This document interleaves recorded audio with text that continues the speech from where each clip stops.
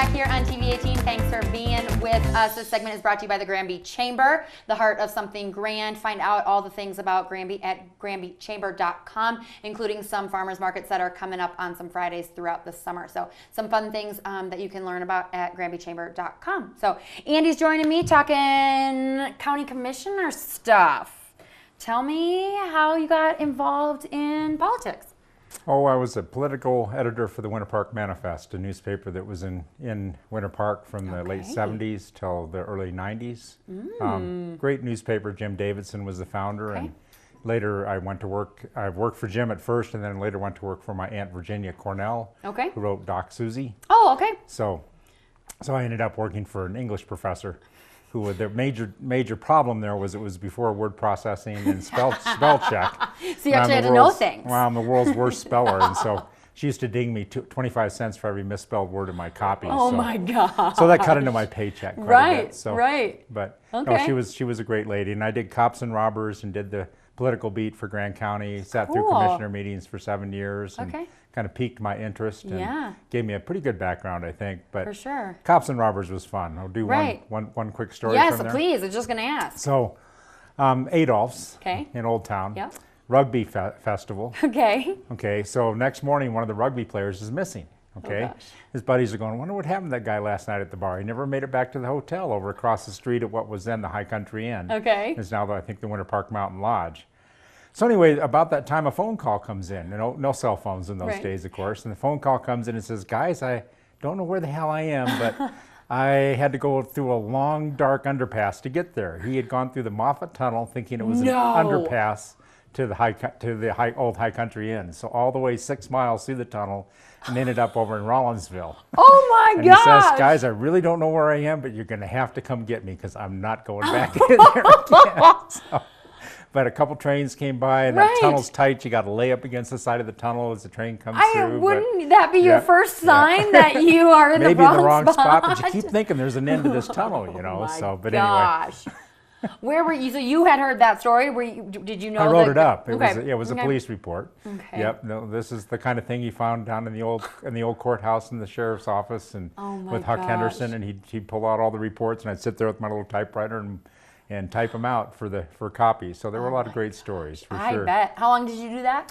7 years. Yep. So wonderful newspaper. It was just a great thing to have a community paper. So a lot of hard-hitting stories, and it really was the foundation for my political commitment to the community. I'm a member of the Frasertown board now, have been for a couple years. Always been really active politically. Had to raise a couple teenagers that kind of took a chunk, or kids. All the way through, and that kind of took a chunk out of my time. But now that the kids are grown and gone, I'm really anxious to get back into the political scene again. So running for county commissioner. Yep, District 1. So it's a Democratic primary. Myself and Jane Tollett, who Jane was appointed when James Newberry left office. Jane was appointed to his seat. She's served since last November. So I think I've got a much deeper base of knowledge of the community, a better vision, I think, for how we can get the county government back on track. We had really good sets of commissioners back in the late 70s, early 80s. Elwyn Crabtree, who's still in Grand Lake, John Martling, Bill Chenoweth. These were all really good commissioners, and we've had some pretty good commissioners, but things have gotten a little off kilter, and I'm just really anxious to get the courthouse back really working well again, and then get on to a lot of neat projects. I mean, I'm a project person. I like huts. I like built a bridge in Hutt Silver Springs as a contractor. So there's just a lot of neat things that can be done in the public arena to make our community more vibrant and make a more fun place for all of us and for visitors when they come here. So. And you've seen a lot of change over the time you've been here.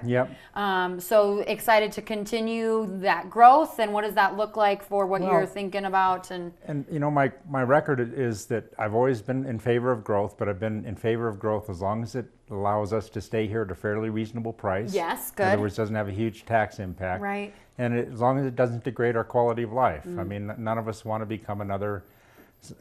We have lovely neighbors in Summit County, but I really don't want to be Summit County, and I don't want to be West Denver. I want to be Grand County, and we still have that opportunity to build a really unique community here, and we have been building a unique community over all these years, and we can continue down that path. Right, so. right. What do you find is your biggest challenge with that point of view, or in general with just kind of jumping into the political scene? Oh, it's getting up to speed. Yeah, you know, okay. Getting back up to speed again. And I've been sitting in on meetings, and I've always read and kept up with things pretty well. But the water issues are extremely complex.